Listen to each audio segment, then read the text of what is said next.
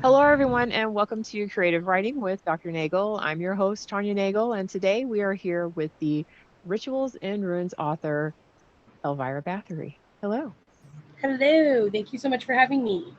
Absolutely. So this segment is pretty much composed of a handful of questions, and the first one is always, how did you get started as a writer?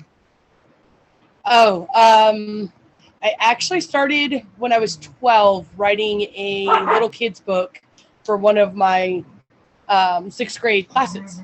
That's how I got started. I can't remember what the book was. It was just a little bitty book complete with illustrations for a kindergarten class. I just can't remember what I named it or really But what you, it was about, but it was so long ago. but you remember starting that young, like that interest level that young, because I think that's sometimes that's a common thread where people start early in their life and then other times it's like they start later. Yeah, I do remember that. It was my English course, and I remember the English teacher telling us that we were going to be writing these stories for like kindergartners, and I remember getting very excited to write it, and I knew exactly what I was going to write about, and I did it, and it actually my English teacher put it in for a city competition, and I made third place there, so it must have been somewhat good. Awesome. Well, and I think that's a great project. So for all you teachers that are out there, listening in, like that's a an extremely motivational project, especially when you have like an older group of youth writing for a younger group because, you know, they have an audience. Absolutely. So tell us about your work. Just like the way I write or what I'm working on now. Like what you're working on now, the way you write, like just the whole shebang, like are your genres like So the genre I write in is mostly paranormal romance. That is my thing with a hint of erotic, I guess you could say. It's not really erotica, but it does have the full blown, behind the door scenes. I do tend to get a little graphic there, um, which can be fun, but it can also be a little frustrating at times. Um, I am actually what they call a pantser. I don't outline my stories at all. If it pops into my head, I write down the characters' names and what the story is going to be about, and then I just kind of write from there. Um, I did try outlining once, and it just did not work for me. It's like the story came out as more like a college work dissertation. So I was like, nope, I'll just continue with the pantser theory at this point. And that seems to work, and it's been working for how long have I been doing this? A long time. We'll just say a long time. definitely. Okay. Um, so I definitely think that that's great that you tried outlining and then it didn't work, and so you went back to the process that you know. Do you write um like linear one story at a time, or do you write multiple stories? Oh God, no! I write multiple stories. I have, let's see, I'm working on a fairy tale retelling now. The title is Down the Rabbit Hole. It's for another a box that I'm involved in, that's coming out around, I want to say, Halloween. It's got a vampire flair to it. Sorry, my house phone is ringing. Anyway, it's got like a vampire flair to it, but it's a take on Alice in Wonderland, and it's going to be my twist on the Mad Hatter and the Cheshire Cat. They are the supernatural beings in this particular story, and then of course Alice is human. So um, that's been kind of fun to write. It's one of those, I haven't been able to sit down and just like really just write it out. Um, because I do hit a roadblock sometimes, and it's like, okay, what am I doing with these characters? Where is it going? I need to wait and look at this from a different perspective, that kind of thing. Beta readers are great for that as well, by the way. um, so I'm working on that one, and then I'm working on another one called Her Wolf. It's about a alpha queen in a wolf tribe. She has to be alpha because the male alpha died unexpectedly, and so she's taken the mantra, and that's for yet another set that's coming out soon as well. So I sign up for all these sets, and then I end up writing multiple stories at once, which is fine because I know where I am in each of the worlds that I'm writing. And I don't think I'd be able to do one story at a time. I think I might get lost. Okay. And so I appreciate definitely the insight into that process. And there were like two things that you hit on there that I wanted to say is like, one, you multiple anthologies, right? So you enjoy doing the collaborative work, even if there are individual stories, but on the larger scale, for the marketing, it's a collaborative effort. Yeah. And then the other thing is, for those people who may or may not know, tell them what your beta readers do for you. Oh, well, my beta readers are more beta readers are someone that will read your that'll read your work ahead of it being published or turned in, even for editing. Well, my beta readers are used before editing. Some other authors might use it after editing, but my beta readers are mostly people that are like close friends that have been on this journey with me since I started, or my family.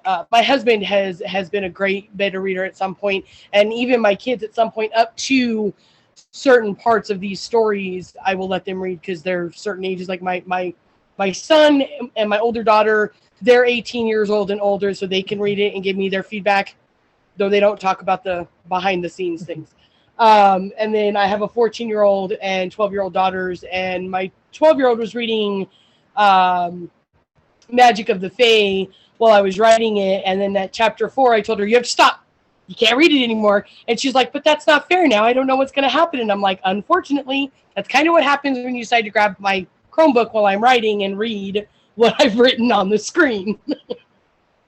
So basically my beta readers are just people that I know personally. I have yet to find any that I trust enough online. That may sound very strange, but with all the pirating and all the book returning and everything that's been happening, I'm just kind of leery about who to send it to for beta reading if I don't know the person personally. And I think like that is completely what I appreciate about that. Everything that you just said there is that for authors, especially if you're a new author out there, listening and kind of wondering, and then you're hearing this kind of stuff go around, I do exactly the same thing that Elvira does. I only give my unpublished work to people I physically know where they live. Because if that ends up someplace else, I'm going to be on your doorstep. So exactly. I mean, a lot of people don't think writing is a real job or whatever. And me personally, it's not about the money for me. Because if it was, I wouldn't still be doing this. Because trust me, I'm not a multimillionaire. I'm nowhere near the caliber of Laurel K. Hamilton or Karen Marie. I can't remember her name now. It's one of my favorite authors too, which is really that. But I'm nowhere near that caliber. In my writing or in the pay or anything like that. This is not about money for me. This is a passion. This is something that I have been doing forever. It's so much a part of me. It's like breathing to me. If I'm not writing, then something is missing. And I did take like a 2-year sabbatical from writing when I lost my mom to cancer, because she was one of my biggest beta readers. So it was really, really hard for me to write anything after I lost her. And now I'm still trying to find my footing again, because I don't have her as that beta reader, but I do still have my husband, and I do have my older children and my younger children to a point. Sorry, my youngest is over here staring at me like, why haven't you included me yet, Mom?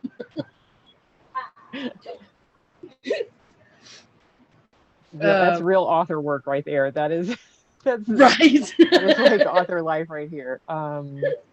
You're forgetting to mention someone in your Golden Globe speech. Yeah. I think if I do get a Golden Globe, that would be the one person I would have to make sure I mention, or she'd just jump out of this. the audience be like, Right. hey, what about me?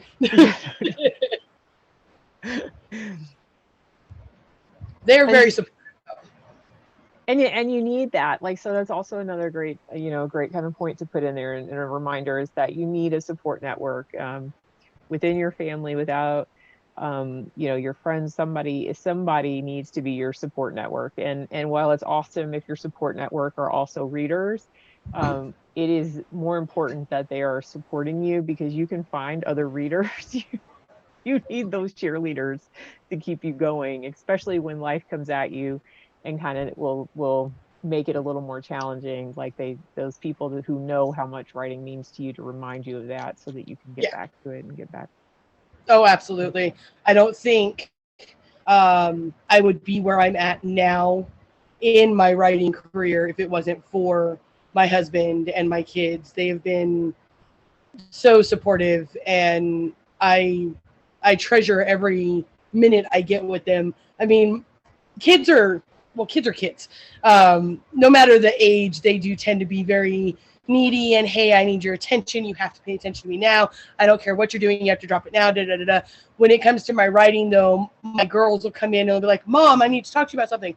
Oh, what are you doing? Oh, you're writing? Okay, well, let me know when you have a break and we'll talk. So they understand my writing process, and if I'm on a roll, that's how we call it. Mom's on a roll. She can't be interrupted. They'll wait till I come out for like coffee or dinner or whatever, and they'll be like, okay, this is what I need to talk to you about, that kind of thing. So with that being said, a lot of other authors with their children, it's very difficult for them to divide their attention that way. And I don't feel like I'm really dividing my attention. I devote a certain amount of time to my writing, and then, I do spend time with my kids. I prefer to write at night when they're in bed, but at this age, it's very hard for them to go to bed when they're supposed to. So I try and get the writing in when I can at this point. So normally it's like while they're at school, while I'm on break from my day job, that kind of thing.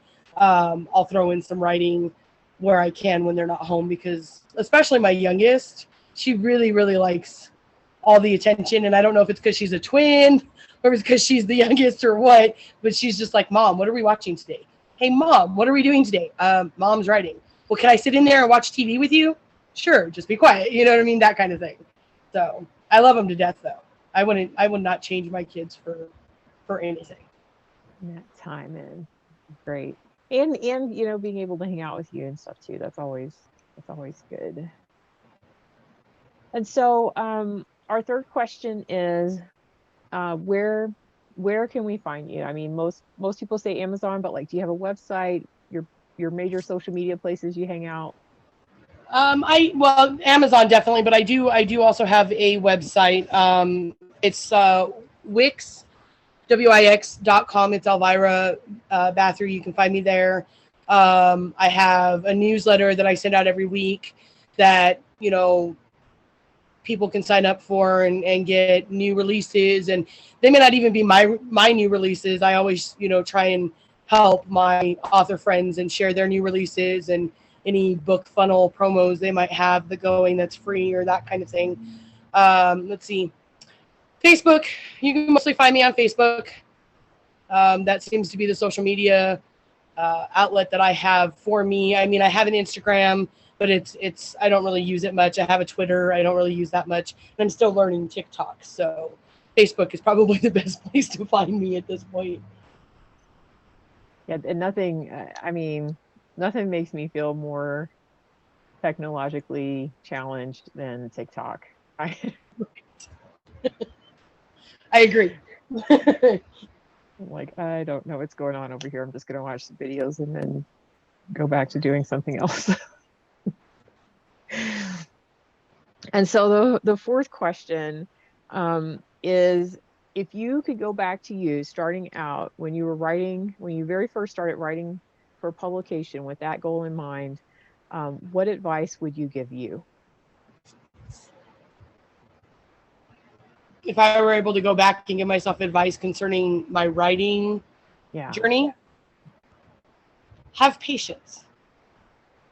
I know that sounds weird, but for me, it's like, if I don't have a story outline in my head, like the plot, where the characters are going, and it's always all in my head.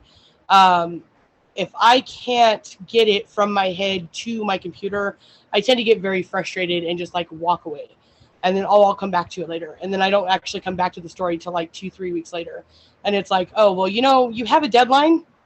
Kind of need to get this done. You kind of need to get this done. Have patience is what I would give myself.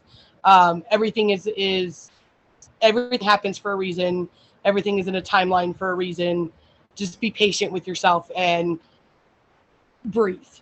Make sure that you're giving yourself the amount of time you need to complete the story for the deadline, but that so it doesn't feel rushed to your readers, because you do have a fan base. It may not be a huge fan base like Stephen King or whatever, but you do still have readers out there that are looking for your work. So make sure that you're giving yourself enough time to make it quality work.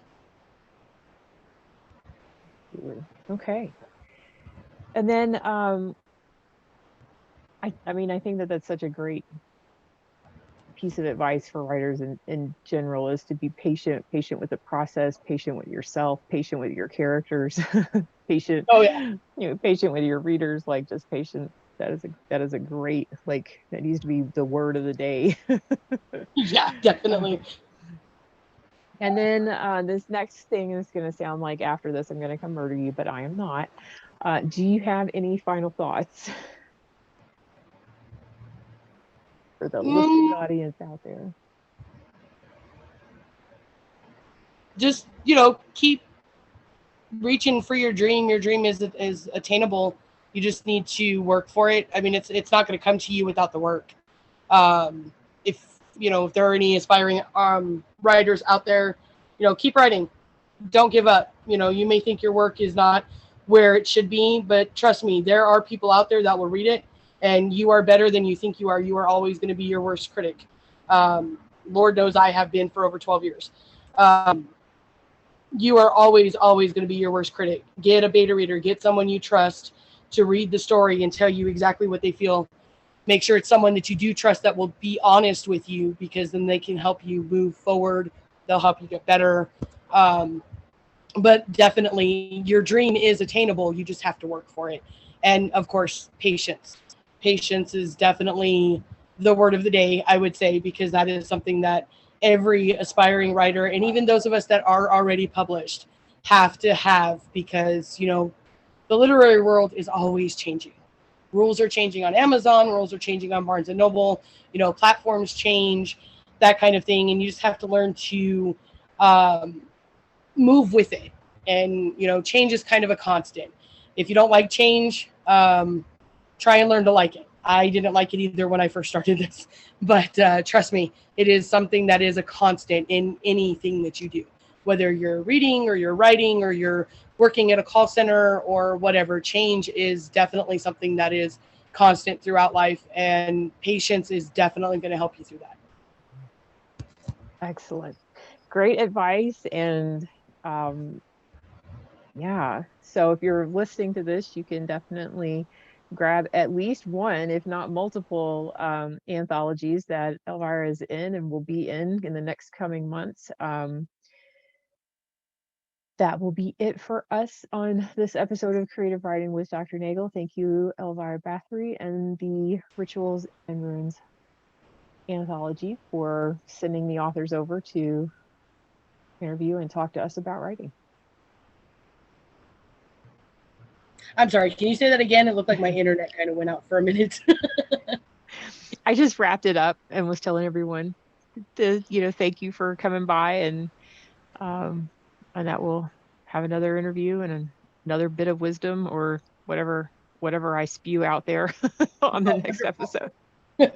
Cool. Well, again, thank you so much for having me. This was a lot of fun. I should do these things more often. Yeah, they are. I mean, I always like it. So, okay.